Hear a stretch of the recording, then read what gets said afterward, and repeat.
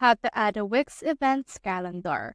So in order to do that, you can head over and search in here for events. So the search bar actually can search apps as well as settings on your actual Wix.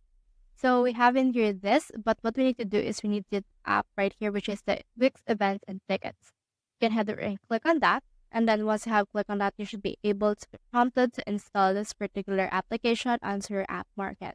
So for this case, you can head over and click on this add to site option. And then this will load in here your Wix. So you can head over to your editor to place this onto your site. You can also manage it. For now, let's head over to our dashboard and let's manage the events that we have. So this will load our dashboard right here, and this will show us our Wix event. Now for this case, let's just wait, and you can see in here the published events that we already have.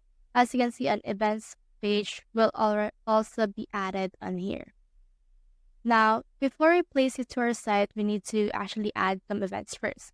Click on this add new event right here. And then once you have done that, you can head over and see in here some settings. It can be a ticketed event or an RSVP event.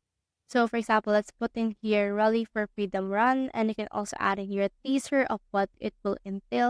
You can also add in here some event image. So it will actually make your event noticeable if you have an event image. So for this one, I'll head over and then just add this. So this is just a random image. So I just add that. And then you can also add in your event category. If you have something, it can be a concert, anything. It can also be a single event, recurring, or to be decided. And then you can add in here the start date as well as the end dates. For example, let's add it around August 21.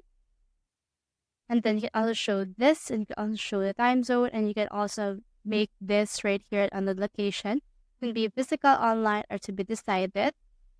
And then you also add in here additional details. So for this one, I'll head over and then click on this create draft right here in order to create this particular event.